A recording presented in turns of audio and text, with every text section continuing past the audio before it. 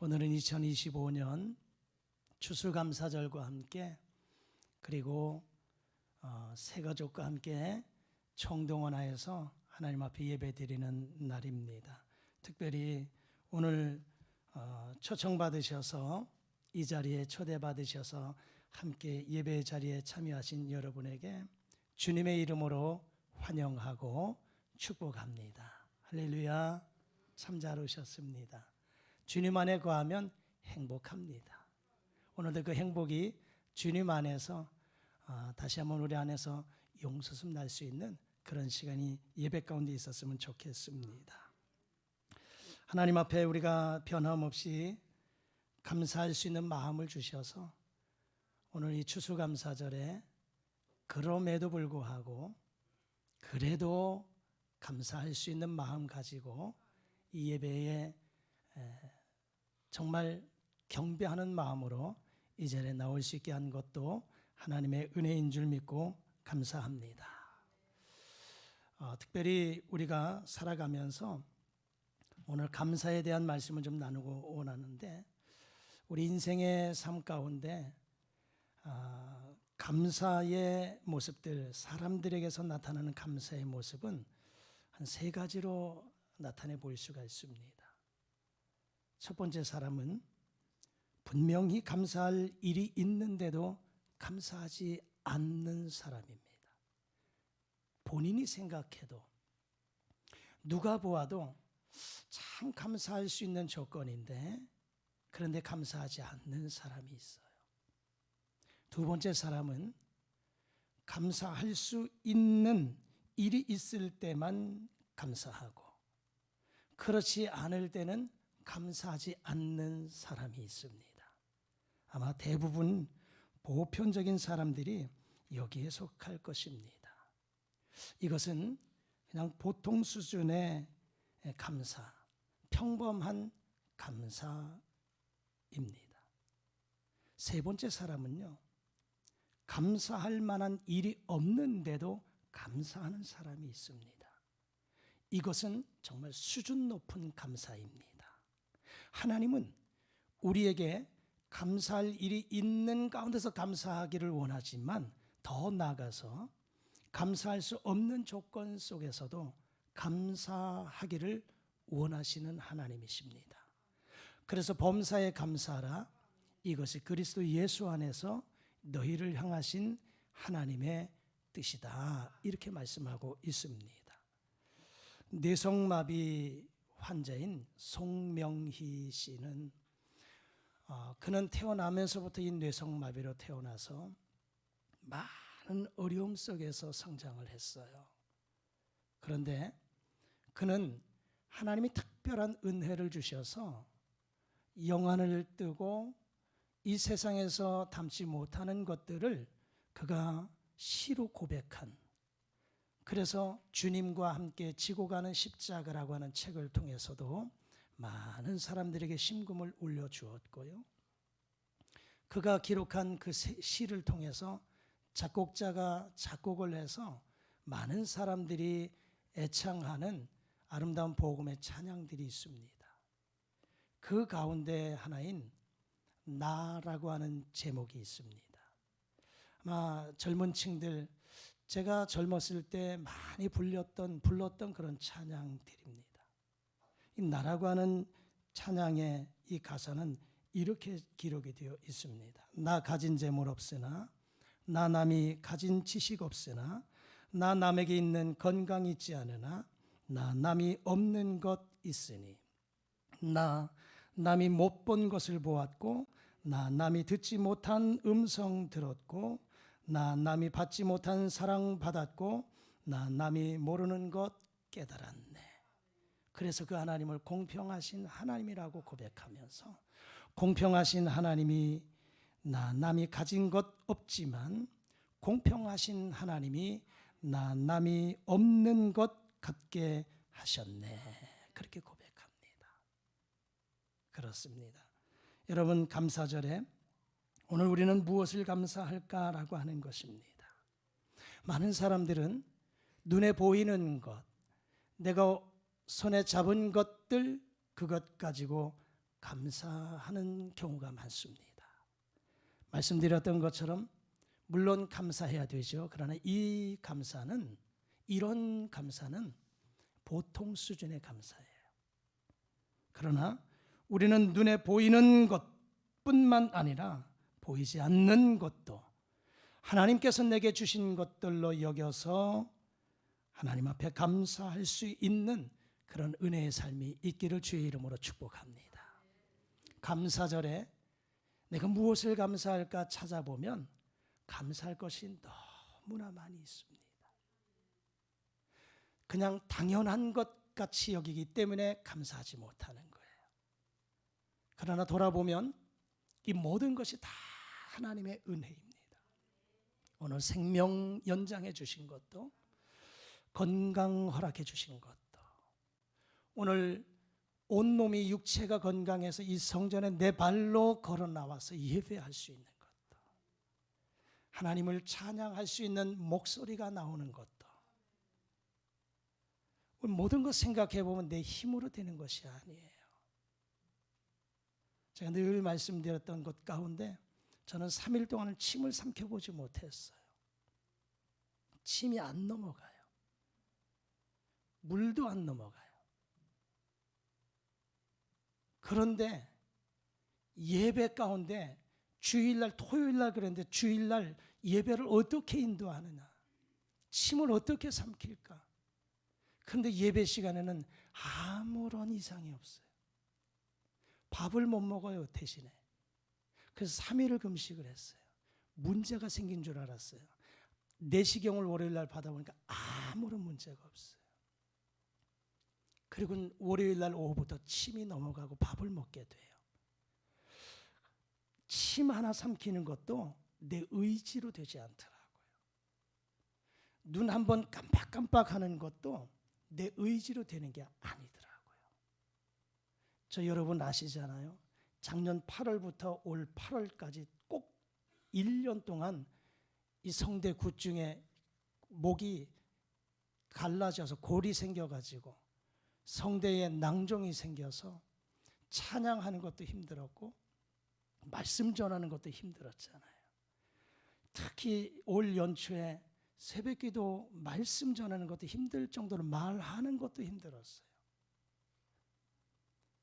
8월 달에 수술 일정을 받아놓고 1년 동안을 말을 하지 못하고 예배를 드리지 못할 정도로 간다면 이 큰 고민 가운데 있었는데 수술을 받지도 않고 약을 쓰지도 않았고, 그러나 어느 날 주일 새벽에 목소리가 그냥 터져 나와서 오늘 이렇게 하나님 앞에 찬양할 수 있는 모습이 저는 얼마나 감사한지 몰라요. 우리 의지로 되는 것이 아무것도 없습니다. 그런데 우리는 뭔가 조건 속에 눈에 보이는 것 가지고 감사할 때가 많다는 겁니다. 오늘 우리가 읽은 이사야 38장의 말씀은 히스기야 왕에 대한 말씀입니다. 히스기야는 유다의 13대 왕이에요. 그런데 히스기야 왕이 엄청난 고난을 당했습니다. 이 고난 가운데 정말 죽음의 지경, 가장 인생의 어려운 고난의 시기에 그가 하나님 앞에 큰 은혜를 입게 되면서 오늘 남은 여생 이렇게 살겠습니다라고 고백한 내용이 오늘 본문의 말씀이에요. 자, 이사야 38장 1절에 보면 이렇게 말씀하고 있죠. 자막 함께 다 같이 읽어보실까요? 시작. 그때 히스기야가 병들어 죽게 되니, 아멘. 병들어 죽게 되었다. 왕도 죽음이라고 하는 것을 이길 수가 없습니다. 천하를 통치할 호령하며 통치할 수 있는 이런 권세를 가지고 있는 왕도 질병을 이길 수가 없어요. 죽음을 이길 수가 없습니다. 어떠한 병인지 모르겠지만 그가 병들어 죽게 되었다 그랬습니다. 그런데 이 히스기야가 이사야 38장 3절 4절 말씀에 가서 보면 이 죽음의 소식을 듣곤 그는 벽을 향하여, 얼굴을 벽을 향하여 하나님 앞에 기도하는데 하나님, 내가 하나님 앞에 선하게 행한 것들을 기억해 주십시오. 그리고 나를 불쌍히 여겨주시며 나의 이 생명을 건져주십시오. 나의 이 병을 고쳐주십시오라고 간절하게 기도했더니만 5절 말씀에 보면 하나님께서 히스기야의 기도를 들었고 그의 눈물을 보았고 그가 죽을 병에 걸렸지만 그 생명을 15년을 더 연장해 주신 놀라운 은혜를 경험하게 됩니다. 그러면서 이렇게 기도 응답을 받은 히스기야가 9절 이하 20절까지 내가 이렇게 살겠습니다라고 다짐하며 고백한 내용의 말씀입니다. 여러분, 오늘 이 추수감사절에 히스기야가 하나님 앞에 감사했던 것이 무엇인가? 그의 고백을 한번 생각해 보면서 여러분의 남은 여생도 이렇게 이 추수감사절에 우리도 이렇게 좀 다짐하고 이러한 인생의 삶을 살았으면 좋겠다 하는 말씀 상고해 봅니다. 먼저 히스기야는 이렇게 고백했습니다. 나의 모든 생명의 주관자가 하나님이심을 고백했습니다. 즉 생명이 주님의 손에 달려 있다 이렇게 고백했어요. 16절의 말씀 우리 자막과 함께 읽어보십니다. 시작. 주여, 사람이 사는 것이 이에 있고 내 심령의 생명도 온전히 거기에 있사오니 원하건대 나를 치료하시며 나를 살려 주옵소서. 아멘. 히스기야의 생명관입니다. 그가 고백하기를 사람이 사는 것이 여기에 있고 내 심령의 생명도 온전히 거기에 있습니다. 이것은 내 인생의 생사화복의 주관자가 전능하신 하나님이심을 고백하는 겁니다. 내 인생 내 것이 아니고 내 인생의 주인 되신 분이 하나님이시고 지금도 하나님이 나를 붙잡고 계시고 살고 죽는 것이 하나님의 손에 달려 있다는 것을 히스기야만이 아니라 여러분도 이 시간 그렇게 고백할 수 있기를 주의 이름으로 축복합니다. 누가복음 12장 13절 이하에 가서 보면 한 부자를 소개합니다. 이 사람이 농사를 졌어요. 소출이 아주 풍성해졌습니다. 기존에 있던 창고에다가 거두어들였는데 그만 창고가 부족한 거예요. 그래서 그 창고를 헐었어요. 그리고 창고를 더 크게 지었어요. 그리고는 거기에 가득가득 곡식을 쌓아놓고 자신의 영혼을 위해서 이렇게 고백합니다. 내가 여러 해 쓸 물건을 가득 쌓아놓았으니 이제는 먹고 마시고 즐기자. 이때 우리 주님 말씀하십니다. 이 부자를 향해서 어리석은 부자야. 오늘 밤에 내가 내 영혼을 도로 찾으면 이것이 다 누구 것이 되겠느냐 이렇게 말씀하셨어요. 어리석은 부자. 그렇습니다. 오늘 하나님이 내 생명 오늘 밤에 거두어 가시면 내가 가지고 있는 모든 건 내 것 될 수 없어요. 그러므로 내 살고 죽는 것이 생사화복이 하나님의 손에 달려 있다고 하는 이 생명관, 이것이 히스기야에게 있었습니다. 오늘도 저와 여러분의 인생의 삶에 주인 되신 그 하나님 앞에 나의 삶에 나의 모든 전부가 나의 살고 죽고 또 화가 복이 다 하나님의 손에 달려 있음을 고백할 수 있기를 주의 이름으로 축복합니다. 두 번째, 히스기야의 고백 가운데는 고통과 평안도 주님의 손에 달려 있다고 고백합니다. 본문 17절 말씀 우리 다 같이 한번 읽어보실까요? 시작. 보옵소서, 내게 큰 고통을 더하신 것은 내게 평안을 주려 하심이라. 아멘. 얼마나 큰 믿음의 사람. 여러분, 이 진리를 깨달았어요.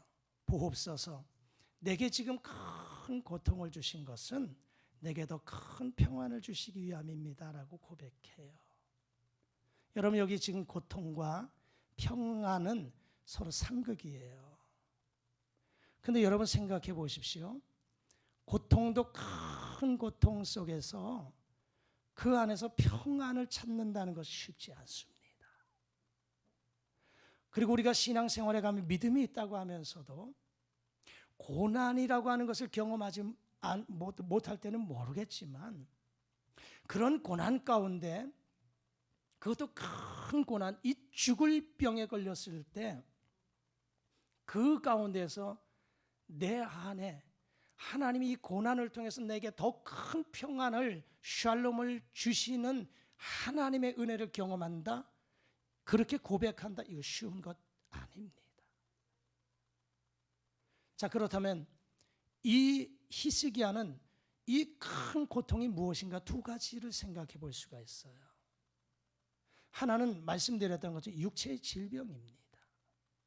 병들어 죽게 되매 이제는 더 이상 살 수 없다는 거예요.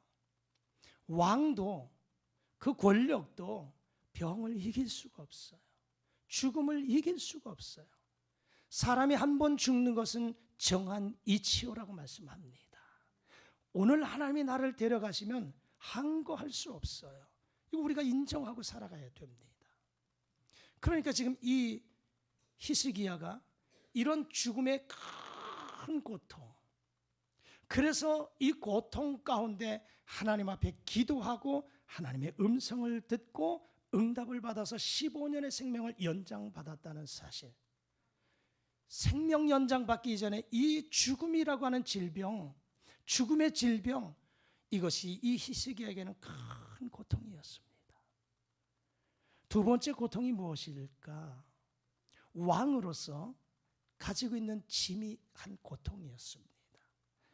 이 지금 히스기야는 이웃 아수르의, 이 강대국 아수르의 침략과 위협으로부터 나라를 지켜야 되고 백성들을 평안하게 지켜야 할 책임이 왕에게 있는 거죠. 뭐 히스기야만 그럴까요? 한 나라의 대통령이, 왕이, 통치자에겐 그런 막중한 책임, 부담감, 짐이 없습니까? 한 교회를 목회하는 목회자도, 이 목사도 이 영혼들, 성도들의 영혼 위하여 늘 하나의 기도의 제목이 있지 않습니까? 히스기야는 그런 고통, 아수르의 침략과 위협으로부터 어떻게 이 나라를 지킬 수 있을까? 물론 하나님이 붙잡아 주시고 하나님이 역사하셔야 되지만, 그러나 왕의 위치에서 그것이 큰 고통이었어요. 그리고 백성들을 평안하게 잘 살 수 있는 이 나라를 이끌어가는 것, 이것이 한 나라의 통치자의 짐이었다 이 말입니다. 그래서 하나님 앞에 기도했던 히스기야. 그런데 하나님께서 히스기야의 기도를 들으시곤 6절에서 이렇게 하나님이 말씀하십니다. 자, 자막과 함께 읽어보십니다. 자, 시작. 너와 이 성을 아수르 왕의 손에서 건져내겠고 내가 또 이 성을 보호하리라. 아멘. 하나님께서 이 히스기야의 고통 가운데 하나, 나라의 안녕, 이것이 짐이었지만, 근데 하나님께서 히스기야에게 뭐라 말씀하세요? 내가 너와 이 성을 아수르 왕의 손에서 건져내겠다. 그리고 이 성을 보호해 주겠다. 이렇게 말씀하고 있는 겁니다. 그러니 얼마나 하나님 앞에 감사하지 않을 수 있겠습니까? 세 번째, 히스기야는 이렇게 고백합니다. 사죄의 은총이 주님의 손에, 하나님의 손에 있습니다라고 고백해요. 자, 17절 말씀, 우리가 읽은 16절 이하의 17절 말씀이 있는데 17절 말씀 우리 자막과 함께 읽어보시죠. 자막이요. 17절 말씀 다 같이 읽겠습니다. 시작. 보옵소서. 내게 큰 고통을 더하신 것은 내게 평안을 주려 하심이라. 주께서 내 영혼을 사랑하사 멸망의 구덩이에서 건지셨고 내 모든 죄를 주의 등 뒤에 던지셨나이다. 아멘. 그 17절 후반절에 주께서 내 영혼을 사랑하사 멸망의 구덩이에서 건지셨고 그 다음에 내 모든 죄를 주의 등 뒤에 던지셨나이다. 사주의 은총이 하나님의 손에 있음을 고백하고 있는 말씀입니다. 여러분, 성경은 우리에게 이렇게 말씀합니다. 의인은 없나니 한 사람도 없다. 모든 사람이 죄를 범하였다. 죄의 삭은 사망이다. 이것이 성경에서 가르쳐 주시는 진리입니다. 혹 오늘 저는 이 총동원 주일에 이 메시지는 꼭 넣습니다. 1년에 2번 총동원 주일을 하는데 우리 교인 성도들이 이건 매주 들어도 상관없어요. 이게 복음이에요. 목사님은 설교의 메시지가 자산이 다 떨어졌나 보다. 지난달에 한 설교를 오늘 또 하고 6개월 전에 한 설교를 또 하고 그래요. 어제 들은 설교 오늘 해도 돼요.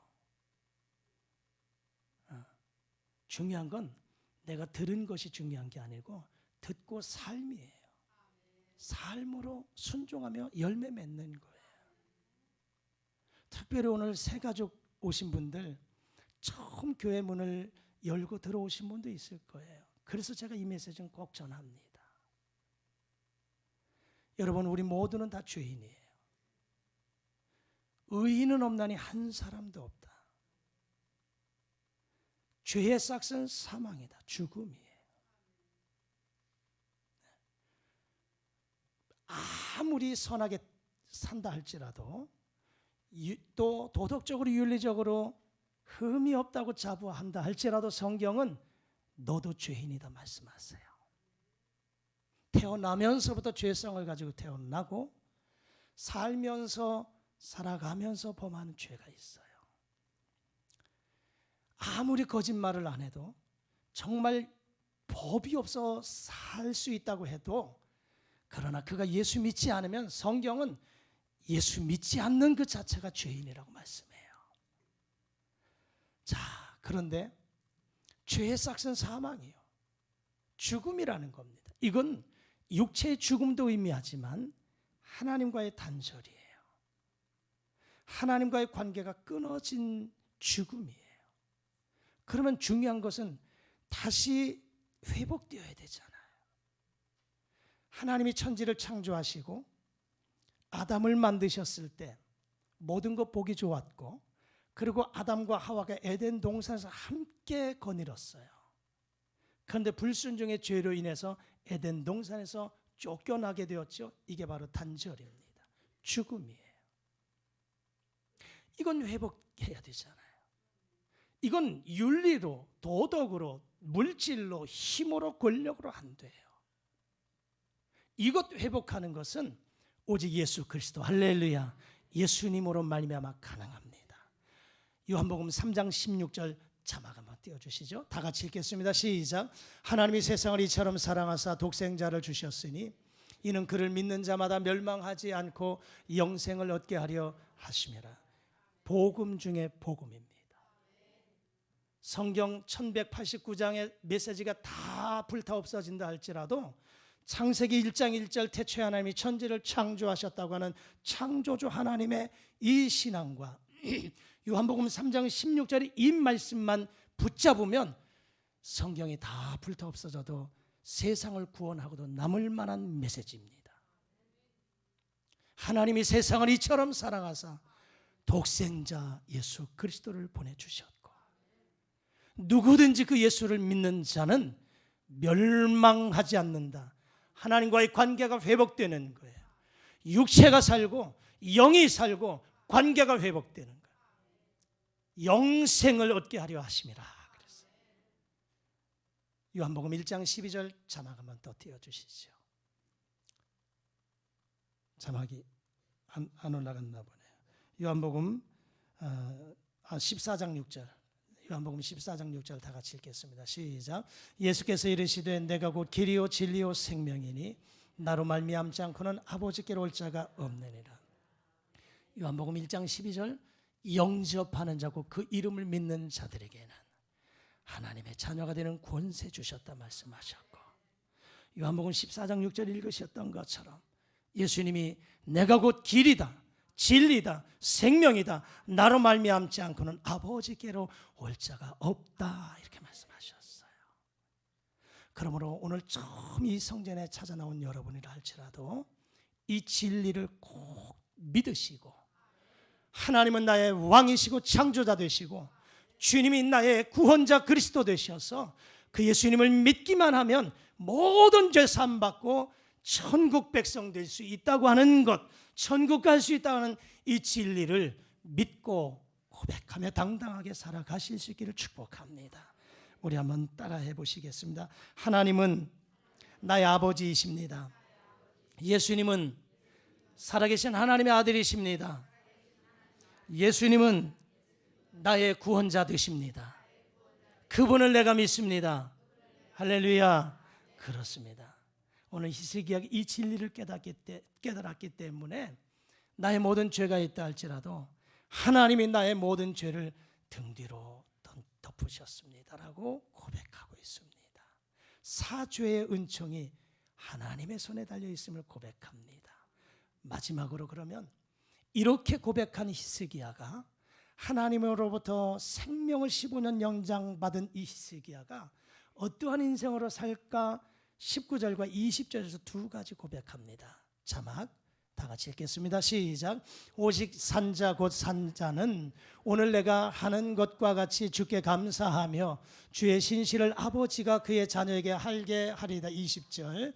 여호와께서 나를 구원하시리니 우리가 종신토록 여호와의 전에서 수금으로 나의 노래를 노래하리로다. 아멘. 할렐루야. 히스기야의 고백.